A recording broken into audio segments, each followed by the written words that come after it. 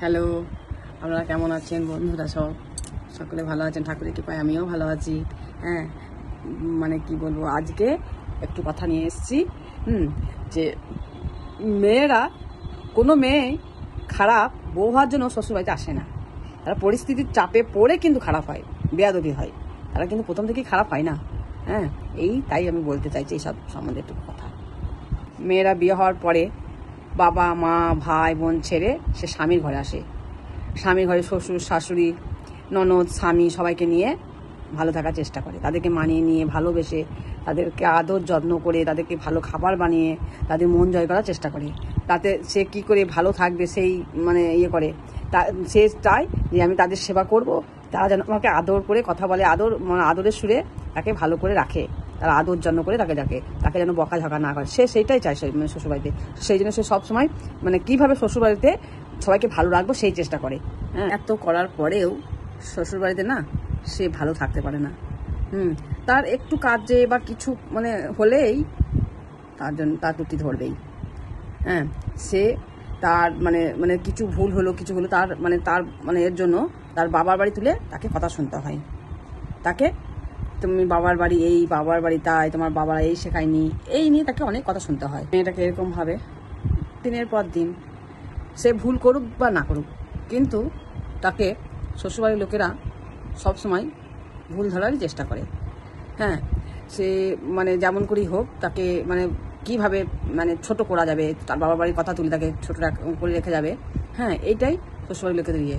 তবু সে চেষ্টা করে, সে 1 দিন 2 দিন 3 দিন এইভাবে সহ্য করে।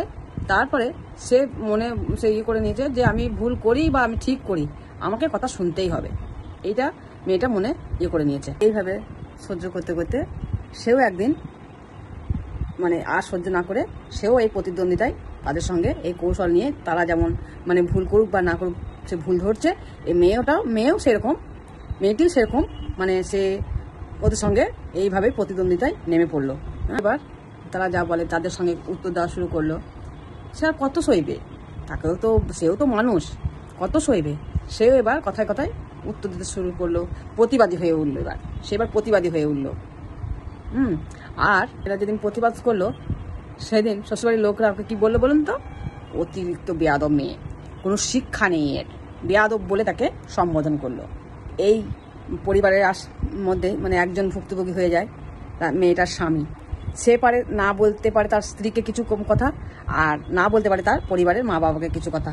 এই সে মাঝখানে হয়ে যায়, ফেঁসে যায় আর কি। এইভাবে স্বামীটা তো খারাপ হলোই। আবার মেয়েটা এত ভালো থাকার পরেও শ্বশুরবাড়ির লোকেরা তখন তাকে বলতে শুরু করলো, এই মেয়ে আমাদের সঙ্গে থাকতে চায় না, ও একটু আলাদা থাকতে ভালোবাসে। কিন্তু সেই মেয়েটা কিন্তু অনেক মানিয়ে নেওয়ার চেষ্টা করেছে। যখন সে পারেনি তখন সে প্রতিবাদী হয়ে উঠেছে। এইটা যদি শ্বশুরবাড়ির পরিবারের লোকরা যদি বউটাকে একটু বউটাকে যদি একটু ভালোবেসে আদর করে মানিয়ে নিয়ে নিত, একটু সে যেমন আশা করেছিল একটু আদর ভালোবাসা, সেরকমভাবে যদি করে নিত, তাহলে কতই না ভালো হতো বলুন তো। তাহলে এই দিন তো আর আসতো না। তো দেখুন, সব বাবার বাড়ি সব ছেড়ে আপনাদের কাছে এসেছিল।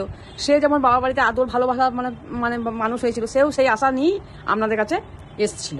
সেও চেয়েছিল যে আমি যেমন বাবার বাড়িতে আদরভাবে মানুষ হয়েছি, এখানেও সেইভাবে সে মানিয়ে নিয়ে আদর ভালোবাসা দিয়ে আপনাদের কাছে থাকার চেষ্টা করেছিল। কিন্তু সে তার বদলে কি পেল? লাঞ্ছনা, গঞ্জনা। মেয়ে এইভাবে শ্বশুরবাড়ি আসে না। খারাপ বউ হয়ে সে শ্বশুরবাড়ি আসে না, কিন্তু তাকে পরিস্থিতিতে খারাপ করে দেয়। হ্যাঁ, সব পরিবার বা সব মেয়ে একই হয় না, কিছু কিছু হয়, তবুও বেশিরভাগই হয় এরকমই। হ্যাঁ, সব মেয়েরা খারাপ হয় না, তারা সব ত্যাগ স্বীকার করে ভালোবাসার ইয়েতে শ্বশুরবাড়িতে আসে স্বামী শ্বশুর শাশুড়ি আদর খাওয়ার জন্য। তাই বলছি, সব মেয়েরাই খারাপ হয় না, ভালোও হয়। আবার সব পরিবারও খারাপ হয় না, ভালোও হয়।